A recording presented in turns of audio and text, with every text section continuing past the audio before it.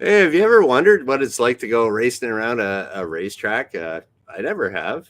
Welcome to the Superpilotish channel. My name is Graham Wilson, and today, in my basement, on my computer, I'll be interviewing up and coming superstar racer Ashlyn Speed from way down in Texas. So I think what I'm going to do is just bring her right on, and we'll just start our interview. This is pretty cool. Hello, Ashlyn. Welcome to the Superpilotish channel. Hello. Great. Thanks for agreeing to come on the show here. I always like doing interviews and stuff because then I don't have to come up with a topic. But yeah, so Ashlyn is she races cars down in Texas, and I just figured, that's really interesting. And one thing led to another, and now here she is. And so I'm just going to kind of allow Ashlyn to kind of introduce herself and just kind of maybe you could tell my audience here, the 20 people that follow me regularly, you can tell them kind of like how you got into car racing, maybe how you started off in go-karts and then all the way up to now. So Ashlyn, how did you get started? Well, first off, hi, I'm Oh, Ashlyn Speed, and yes, my last name really is Speed. People ask me that a lot, but yes, that is my real last name. Fits pretty mm, well. I'm 17 years old. I'm from Mansfield, Texas, and I've been racing. I'm going on my 11th year now. I'll be 18 in November. So I started off racing in go karts, and then about 3 years ago, I made my transition into racing cars. I made my transition starting with a Spec Miata, which is a Mazda Miata car, and it has all the race cage, race suspension, race engine, everything, all the racing things. And then last year, I raced a Formula Mazda, which is a formula car having all the wings and open wheel, nothing covering the wheels, kind of like F1, and it had a stock RX-7 rotary engine. Super cool. One of my favorite cars. Always have a soft spot in my heart. I love the rotary engine so much. It is a 5-speed H pattern shifter, and it gets to like 150 miles per hour top speed. And then this year, I'm racing a F1600 with Team Race Dog. It's another Formula car. It's kind of similar to the Formula Mazda. I'm signed with Team Race Dog this year, and then let's see, a couple months ago, I raced in Miami with Team Champagne Racing in an F4 car, which is another Formula car, super similar to the other two. I did really good doing that, and I'm trying to make runoffs for the other car with Team Race Dog, which is a national race. And then I'm planning to do a race in a week in Ohio with the F4 team. So wow. that's kind of a Yeah, summary. that's pretty wild. So, where? So you said you're racing in Ohio pretty soon, and then you were racing in Miami or in Florida before. Yes, So sir. does it does the series that you're racing with does that kind of take you around to different states and stuff like that? Yes, it's all around the country. Oh, really? Oh, okay. There you go. See, that's why I have an expert on here because I don't know this stuff. But that's cool. So like all the way out in like California and uh, north, south, all over. I'm not sure about California with the F4 with Team Champagne, but for the F1600 with Team Race Dog, I was going to go to Canada to get in some races for exposure, media and stuff. Oh But yeah. that didn't end up working out, but that would have been really cool if we were to do that. Oh yeah. Well, I'm sure.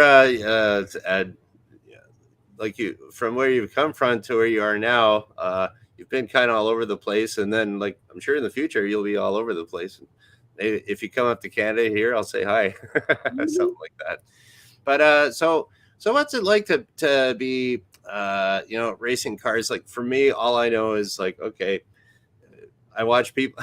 I'm looking for the crashes, but but I mean, I hope everyone's okay. But I mean, hey, They're let's fun. let's not lie here. It's like woo, just like I'm a pilot and. I kind of like looking at crashes because okay, I don't want to do that. So, but anyways, if you're like, so I just watch stuff on TV. I see the fans. I see, at the end, spraying champagne around and stuff.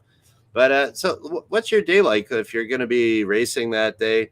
Like, show up, you wake up, you have some breakfast, you go to the track. But like for the driver, what's your day like for that? Well, the weekend, there's so much preparation for the actual race weekend. But my normal day, I just wake up, I go to the gym every day. I wake up at 5 in the morning, go to the gym, come back home, make breakfast, and I'll do whatever I have to do for the day. Sometimes I'll get on my sim. Like, if you can see in the background, I'm updating my um, simulator right now so I can race on it after to prepare for a race I have. But my normal day, it's nothing special about it. And then the preparation for the race, if we're traveling to a different state, usually we'll travel in on a Thursday or a Wednesday. And then we'll get into our hotel and we'll probably chill and veg out for the rest of the day. And then Friday or Thursday night, we'll go to the actual track and we'll meet up with the team, make sure I'm fitted in the car properly, make sure my seat feels correct, my pedals are at the right distance, make sure my head is at the right level, because in a formula car you're almost laying down and your eyes are, you can barely see the tires. It's a very strange feeling. Yeah, it's I always thought that looked kind of weird, like you're just like chilling out, laying in bed. But I mean, I guess it's probably designed that way for aerodynamics, and then also if you're doing a lot of G's going around the corner and stuff like that, it's probably better to be more inclined in the position. Yeah, Do you notice a difference between having a really reclined seating position rather than the one that's a little bit more upright? yeah. So also the reason being low, it's also a safety reason. So if anything goes over your head doesn't get chopped off. Oh, But that's always good if your head doesn't get chopped off. yeah, let's see. A couple days ago, I was actually testing a new car. It's called a Rush car. It's very new, relatively new, like a couple years or 3 years or so new. But I was testing it. It has a motorcycle transmission, motorcycle engine, motorcycle clutch. It's really cool. Hmm. I thought it was like a motorcycle if it were a car. It Uh, was very interesting. It's very wow. tiny too. But the seat was like pretty upright and my arms got, usually I don't get very fatigued in the car. But I've never been that tired in that car. But Hmm. I don't know if that's the seat being that way or if because the car is like, it's genuinely very tiny. And Oh. so the wheels being so short, like the wheelbase being so small, I think since it's short, there's not as much leverage and it taxes my shoulders. My shoulders were on fire. It was crazy. Well, there you go. There's another thing to work out at the gym with. Yep. But yeah, and I was kind of wondering if like you kind of answered my question before I asked it, like for because like car racing, it's I'm not an expert, but I know it's not just like, oh, here I am driving down the interstate. It's actually work. Like it looks like you're getting. I was going to ask you how physical it is for, because like I'd imagine you'd be like getting bounced around quite a bit if you're in the go-karts, like that has like minimal suspension. That looks like it would wreck your back in 2 seconds. But how so when you go into the more complex or faster cars, does the suspension get a little bit more forgiving for you for the bumps, or is it worse? Or how much I guess the faster you're going, is it physically more demanding on you? Yeah, I think everything is kind of relative. The faster you're going, the more G's you're gonna pull. And like F1, like their grip, they have so much grip and they're going so fast, so they're able to go faster around the turn. And so you're pulling more G's. Um, but the cars I'm racing right now, it's still very physical. My heart, I think my beat per minute just the whole entire race. So race is usually like on average about 30 minutes long. And the whole entire time my heart rate is at 200 beats per minute. So it's just kind of resting there the whole time. Oh man. And it's even worse in the summer too. I remember at Eagles Canyon Raceway, I was racing that Spec Miata I had mentioned earlier, and it was so hot. And in sports cars, they're enclosed; they don't have an open cockpit. Usually, they'll have a thing called I think it's called a cool tank or something like that. It's basically like an ice chest, and it's bolted into your passenger seat area in the Hmm. car. And then you have a shirt, a Nomex material. Nomex is like the material that's fire resistant. So if you're to get in a fire, your clothing doesn't melt onto your skin. Mm-hmm. So it's just supposed to protect you more. So it's a Nomex material shirt. I think they have cool pants too. But whatever you're wearing, it has these little tubes that kind of run up and down and they're stitched into the clothing material. And Okay. then that tube, they'll go out. You have two zippers in your suit. You have one up here and then one down at your crotch. And so the one at the crotch, you open it up and feed the tubes out the bottom one, and then you'll connect that to your ice chest. And then you'll put ice and water inside of the chest, and it'll pump cold water throughout your thing, and it'll keep you cool. I didn't have it. So that was my next question. Like, does that work? And you didn't have it. Okay. So I didn't have it. And so what my team did, they take a handful of ice and they'll just shove it down my suit. And it burns. It's so cold. And it only lasts for like 5-10 minutes. And the race is 30. And so when I'm sitting there just waiting for them to tell us to go out on track for our session, I'm just sitting there and it burns. And then once I get out, my mind's on other stuff. So it's fine then. But I was on the track and I was on the back straightaway in that Spec Miata. And I was so overheated. It was so hot outside because it was during the summer Texas heat. Not a good mix. I guess. No. And so I started seeing stars and I was like, oh, come on. My race is almost over. And I swear I almost passed out on the back straight. My whole entire vision was just black. So, and then you kind of came back or something? Yeah, I was fine. I was fine. I told myself I need to lock in. And so I was zoned in. But the heat in the summer, that makes it even more physical heart rate. And then you're fighting the car. Most race cars don't have power steering or hydraulic brakes or like powered. Yeah. I don't know. Yeah, powered brakes. Yeah. Yeah. Okay. So. But yeah.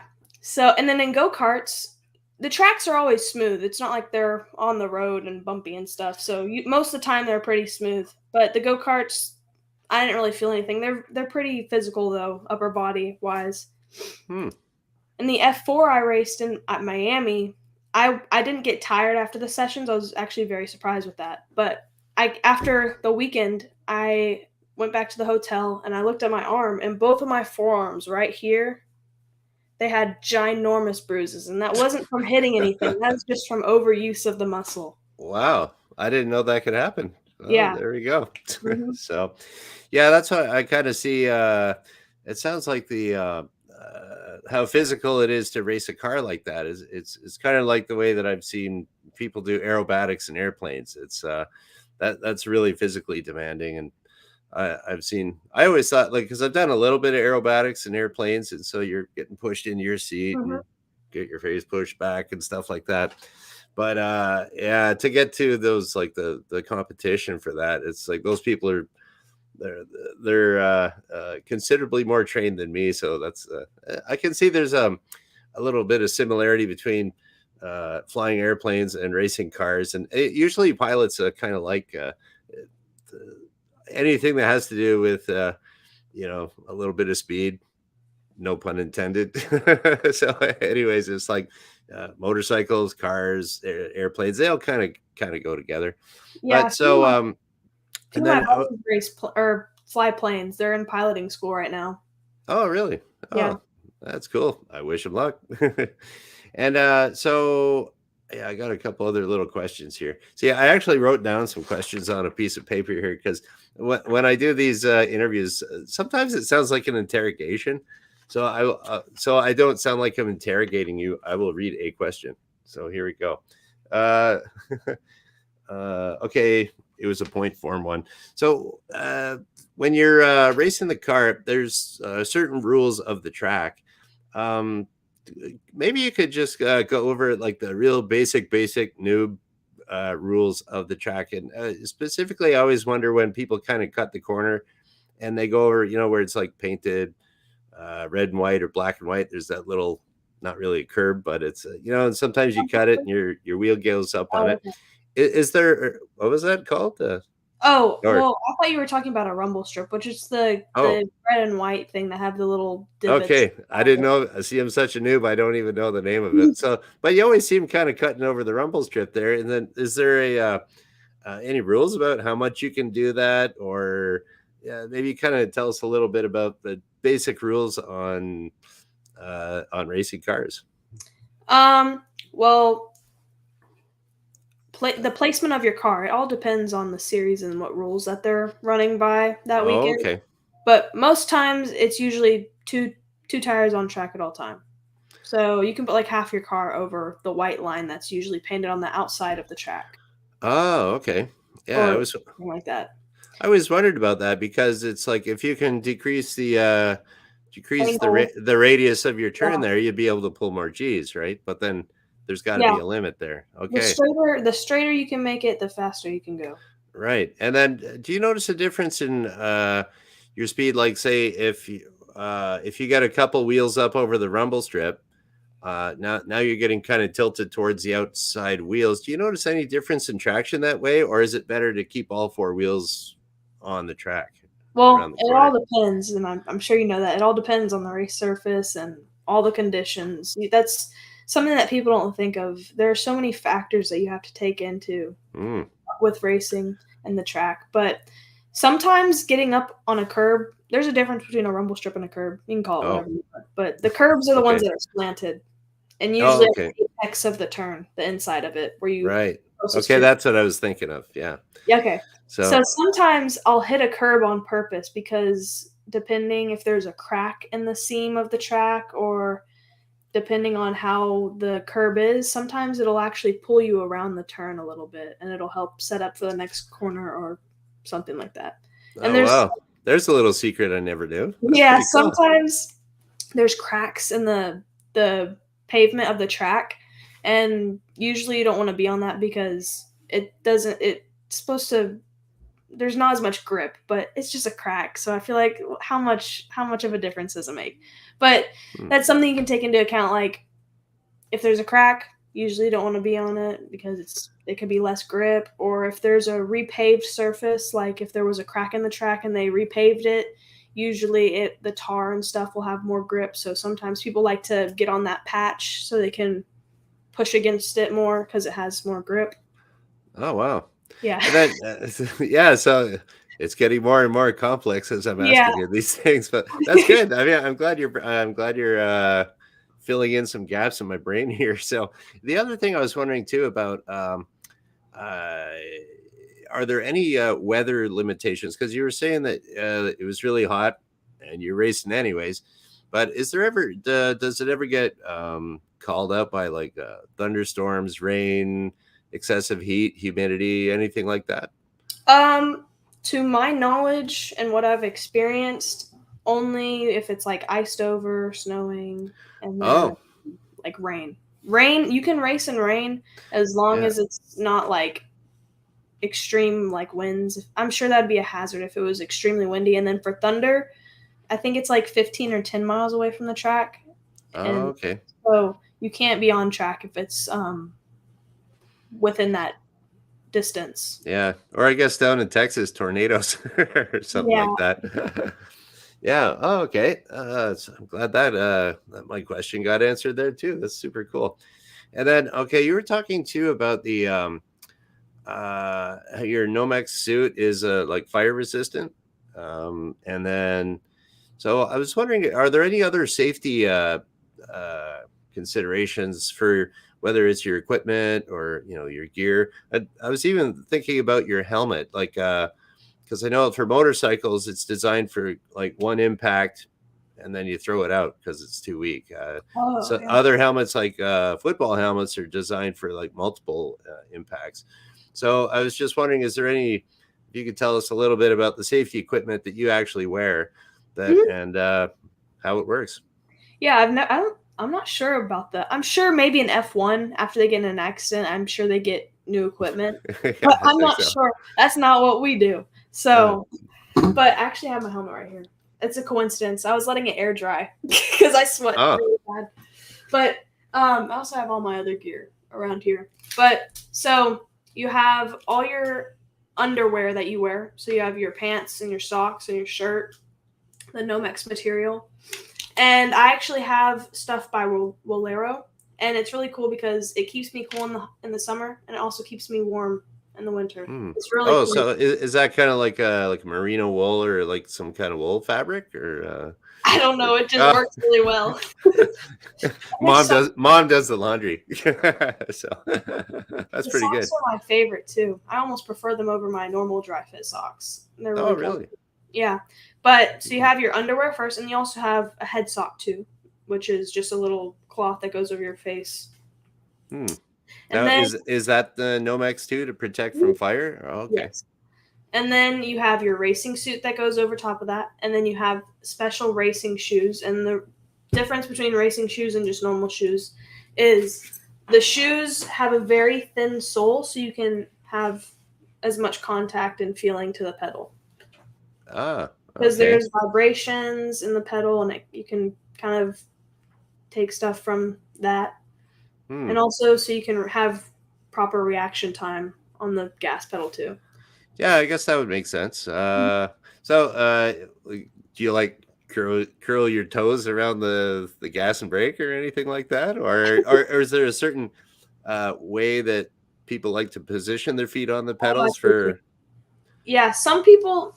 I personally drive with my toes, so I drive more with the tips of my toes. Some people drive with the side of their foot. Some people drive with their whole foot. I like to do my tip of my toes because I have more precise application of things. Hmm. And Yeah. is that something that you just kind of figured out? Hey, this works better, or that was just more comfortable for you? Probably it just works better. And I know a lot of people too that just drive with their toes because it's you have more control over what you're doing. Mm-hmm. Yeah. Yeah. Oh, and then you were also saying, see now, okay, I just got a flashback from before when you were talking about how your eyes are just just a little bit above the body of the car when you're sitting there. Um, do you ever notice a difference in, like, let's say you did a race and your eyes are at like a different height? Would that affect how you drive too? You think, or maybe Yeah. judging distance or distance from another car? Yeah. Okay, so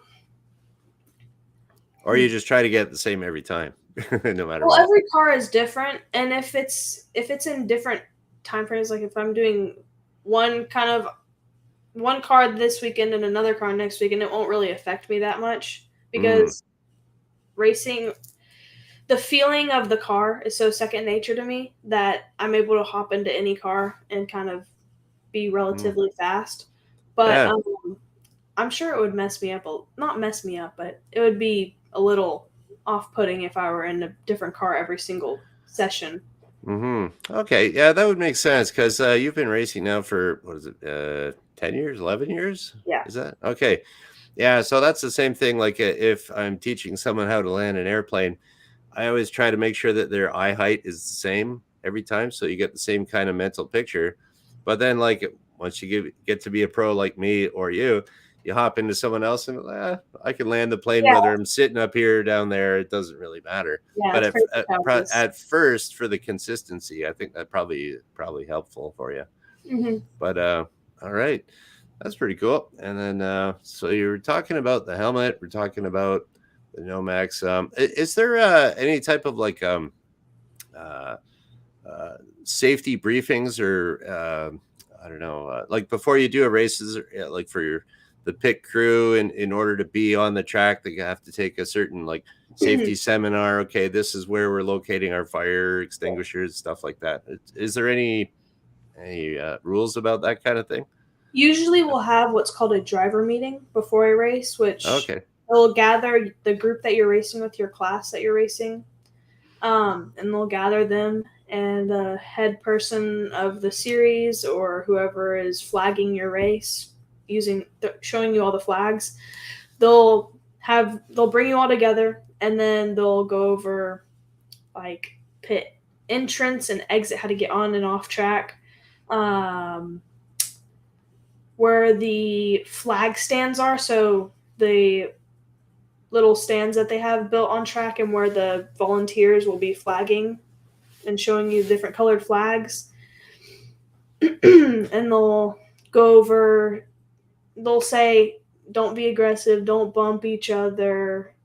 We're here to have fun. We don't want to break anything. No one Mm. wants to do that, but no one, I mean, we just I don't know. all I think want to, it'd be probably pretty easy to oops, I made a mistake. Oh, sorry, I bumped you a little bit. yeah. Excuse me, I'm coming through on the inside now, sir.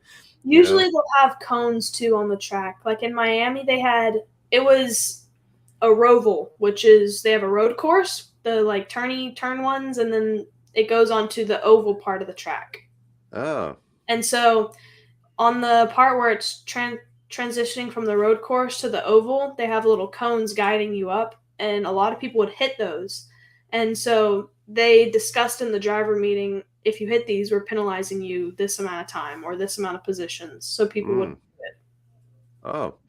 Yeah, that was another thing I was wondering too about. So they, if they do penalize you, it's like just any infraction you have, it's just deducted or I guess added onto your on your track time, right? Yeah, No. at the end of how you finish. So if I were to finish first and they said, "Oh, well, you have to go down 3 positions," I'd be in 4th place.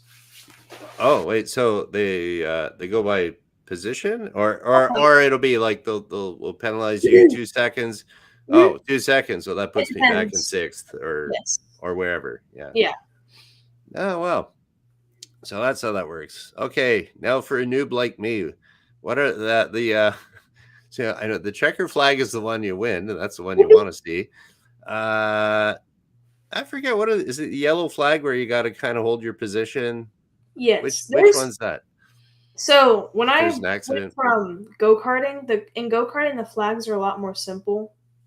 But when I went into cars, like one colored flag, depending on how it was rolled up or pointed at you, or if it's just they just hold it, or if they wave it, it means different things. Oh wow. It's so confusing. So Okay. a yellow flag could have 4 different meanings, or a white flag could have 2 different meanings. It's so confusing. Oh wow. So okay, that's because you mentioned before at the driver meeting that they're talking about the flags, and I was like, well, how complicated can that be? Well, you just told me it can be pretty complicated. Yeah, So they do a rolled up yellow, I think. They do 2 yellow flags where they hold them like this. It's weird. So it's like 2 flags and they just 2 yellow flags, they hold them like that. They do a hmm. standing one where they just hold it, and then they do a waving one. And so what would be the differences between those? Um Like, is it or so a standing one is that's just, okay. I'm not yeah, I'm not testing you on this, but well, it depends on the but series too, because oh, sometimes okay. the series will change it up, and then sometimes, like SCCA, sometimes they mess up with communication and stuff just because it's amateur racing. But some like, so if it's at a one stand and they'll wave it or they'll hold it, and all the yellow flags you can't pass. Okay. You can't pass in any of the yellows, Right. but the 2 holding ones, that means catch up to the leader, and they'll usually hold that at Oh, the main, the checkered, where the checkered line is. okay. I'll hold both of those up, and that means catch up to the leader, Okay, everybody catch up. Oh. and that'll be a single file restart Oh, wow. if they hold that up. But there's all sorts of different meanings, and the Mm, series, depending on the series and what they want to do, it depends. But most of the okay. time, it's similar. And then another thing I was going to ask you too about that, like say, do you have a microphone in your helmet and you can talk to the crew and stuff like that? Yeah, so Yeah. I have little cables on the side. This is for my earpiece right here, and then Oh, this okay. goes into the car, and then I have a radio strapped into the car, and then I have a microphone right here. Ah, okay. And I have a button on my wheel. So if I want to talk to my crew, I'll push the button and talk to Okay. them, and then they'll reply back to me. Okay. So that's sounds like an airplane. You push the button to transmit and then you can but can you just always hear if they have anything to say to you or Yeah. oh, okay. Sometimes it's annoying. Sometimes they won't shut up, but it's okay. Well, yeah, that's it's like that when you're flying a plane too and the air traffic controller is going off on somebody, but oh well, that's pretty neat. So some more similarities. That's so okay. What else was I going to ask you about here? Oh, okay. So what's next? You figure you're going to have this. Are you just starting off this racing season right now? What month is it? June? June. Yeah. Yeah. June. No, I started pretty early this year. Oh, okay. I started testing early this year, which is where you just take your car on track and try to get a feel for it and drive it. But I was testing pretty early this year with the team race dog. And then I had a couple races with them. I need one more qualifier race with them to make runoffs at Road America, which is a beautiful track. Hmm. Then I'm gonna go to hopefully Ohio. Not sure yet on that one. Really want to though. But what did you said? Yeah. So yeah, so like for your season, when does your season end here? And then like Oh, okay. what's coming up next season maybe? So the season is pretty much year round. It just depends on your series Oh, and your yeah. You okay. So race for it's not like I don't know, like baseball or something. World Series, okay, we're done. See ya. Oh, it's no, just it's wait. pretty much year round. You'll have breaks throughout the year. Usually in the winter there won't be as much racing. Mm, But next year I'm not really sure what we're doing. We want to do a lot of things, but racing is all about money, unfortunately. Doesn't really yeah. matter about your talent. You pay your way into things. It sucks, but it's the reality of racing. Yeah, it's kind of like flying's like that too. It's not really a rich man, or it's a rich man's game. It's not really for the the only poor people are the poor people like me that work in it. But it's one of those things. I think racing is probably a lot like flying, where it's really more of a you kind of just have to do it. You don't really have a choice. It's Yeah. like anything else would be like I don't feel like slinging burgers here, but I'll for the same money as slinging burgers, I'll race a car, something like that. But or Yeah, fly a plane.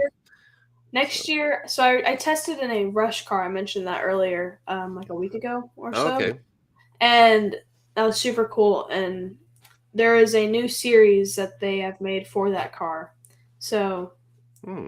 I think we're thinking about doing that if I can get funding for that because people have reached out to me and they want me to race that next year.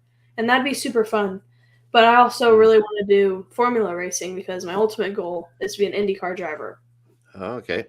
So, So yeah, and then so if someone is going to become an IndyCar driver, are there like multiple pathways to get there, or is it just like you have to do this, then do this, then do this, or it's like, oh, this guy was awesome at I don't know, this guy's awesome at open wheel. This person's awesome at regular race car. This person's good at this. Okay, well, I'll have him race my Indy car. Like, is it kind of like that? Or yeah, so there's a ladder to get to IndyCar. And I think it's 5 rungs to get there. It's USF Juniors, USF 2000, USF Pro 2000, Indy Next, and then IndyCar. oh wow, And then once you're at the top of racing, I think you pretty much have like the credibility to be able to kind of move wherever you want to. oh okay, A lot of IndyCar drivers and F1 drivers, like there were some F1 drivers racing in the 24 hours of Le Mans the past few days ago. oh okay. Yeah, I didn't really know that. I didn't really know how you work your way up in the ranks and you can change leagues or whatever you got to do. But I mean, I Yeah, guess it's kind of like if you're an airline pilot for American, for United Airlines or something. Well, you could go work over at Emirates over in Dubai or something. yeah, but there, That pilot's good. That pilot's good. Okay, switch around. So, to my knowledge, it's really weird. You can't if you're in America, you can't just go over to Europe. So there are two different kind of things. So oh, for example, the F4 that I raced a couple months ago, this is like an American F4. There's European F4, and the licenses oh, that you have. So in order to move up to the next F level, you have to like I think accumulate a certain amount of points, and you get those by winning races or placing highly in races.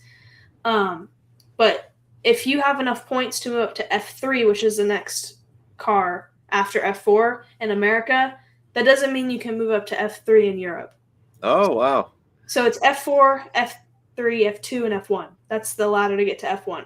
So if Huh. I were at F2 and I had enough points to get to the next level, it just you can't transfer that over to Europe. Oh, wow. To my So that knowledge, would so that there's would be like say you're on an American racing team here. You can say I don't know. I don't know. some American racing team here, and then Ferrari wants you to go over here. Oh, that's Europe. You can't go. Like something I like mean, you that. can. You just have to start over, to my knowledge. Well, hopefully you have that problem one day. Well, I'm glad we found that out early because a lot of people don't know that. Oh, really? Wow. Yeah, racers, and so they'll get up and then they try. I think Colton Herter, he races IndyCar, and he wanted to go race F1, and he tried to, but Europe rejected him because their points aren't the same, so they wouldn't let him race over there. Wow, that sounds pretty complicated. Yeah, it's not just like laying on the gas and giving her. There's a lot more to it, it seems. Yeah. So, yeah, well, that's pretty cool. Okay, I think I got all my questions answered here. Is there anything? What I figured next is I'll take a look through my little comments here, see if some of the audience have any questions, and then maybe just a couple questions from the couple people that are watching, and then we'll kind of wrap it up. So, is there? Okay, yeah. Actually, we'll go to the questions here first, and then we'll kind of wrap up. Does that sound good? Mm-hmm. Okay. So we got here we go. So Wrench is in the house here. So this is before when you were talking about racing around the track and your heartbeat, so way up at 200. So Wrench here is asking, how about adrenaline? Is that do you notice like you're getting a really big adrenaline rush when that's happening? So this is actually something I bring up all the time is the adrenaline because I'm a very what's called monotone. I do not get excited about anything, and I feel bad because when people ask me, "Hey, are you excited to race this car? This is so cool," and I'm like, "Yeah, I'm pretty excited." I mean, I just don't get excited, and I have to explain that to my friends too. Yeah, people, a lot of pilots are that way too. Yeah, because people will think I'm mad, or because I don't. And I feel bad saying it, but I have to explain it to my friends. I don't get excited, and it's who I am. I don't get fulfillment from excitement. Me and my dad are like the same way. We get fulfillment from accomplishing something, and I think people like when people are interviewing me and stuff. Sometimes I just have to. It's not that I'm not excited. I'm very grateful for all the opportunities I've had, but I just I have to kind of. Thanks for telling me you're not bored of being here. Yeah, because they want to know how you feel. They want to know how you feel because I don't know. But yeah. I don't get much adrenaline anymore, and when I do, it feels great. Okay, there we go. So we got Wrench's adrenaline question. I'll answer it there. Okay. This is another one.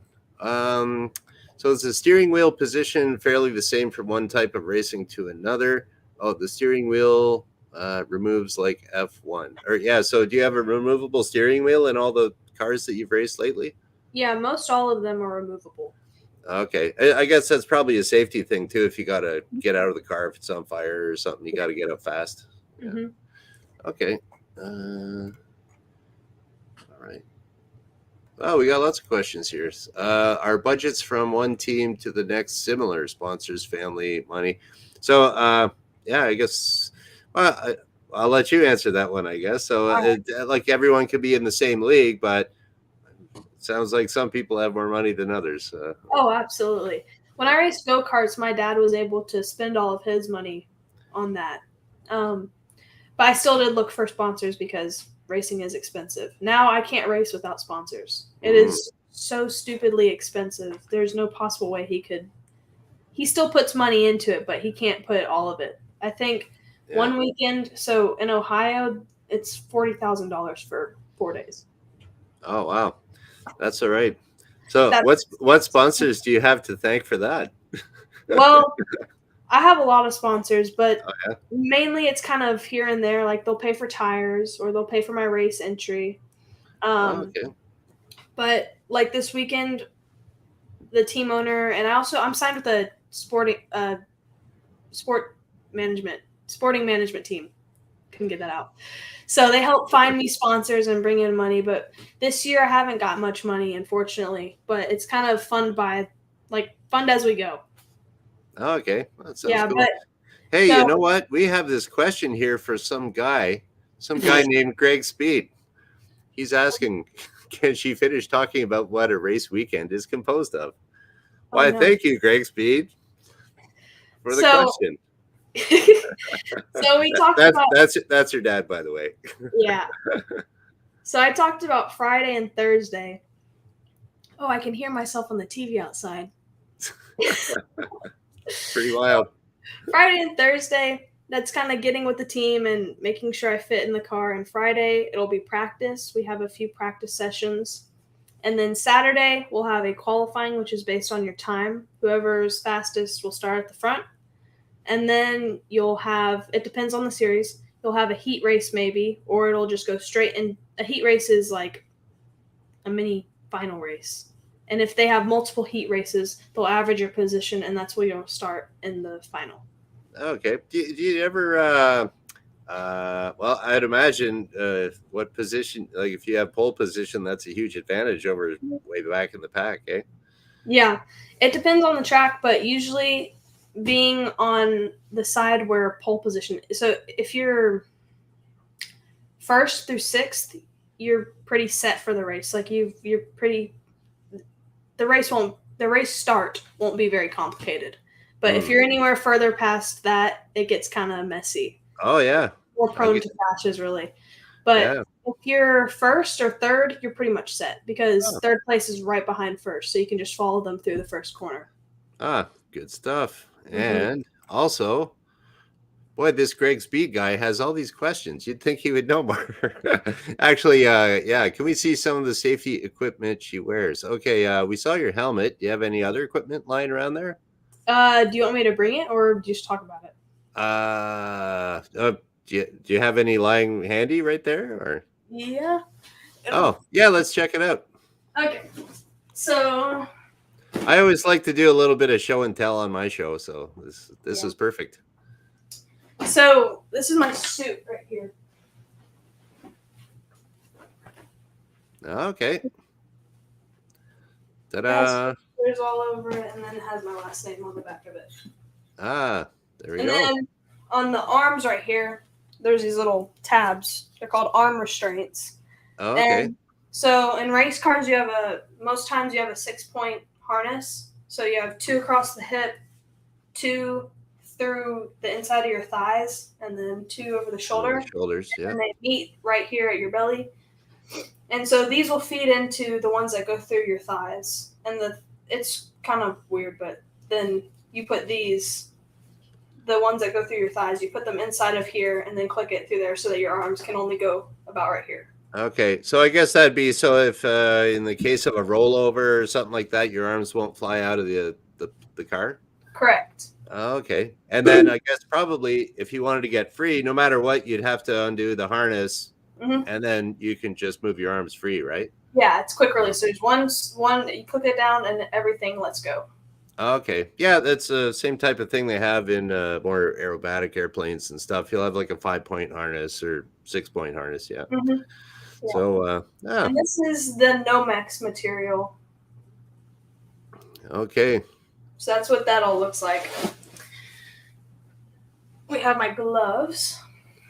Okay. Well, yeah, for your gloves, are they leather palmed or do they have some special sticky, grippy stuff on them? I'm pretty sure they're the Nomex material again. Okay. And then they do have little grippies, but they don't really do anything. Oh, okay. They're just kind of there. They help a little bit, I'm sure. And then we have one more restraint, and this is called your Hans device. It's a neck restraint. So it goes on. What device is that called? Hans device. Oh, I wonder if Hans invented it.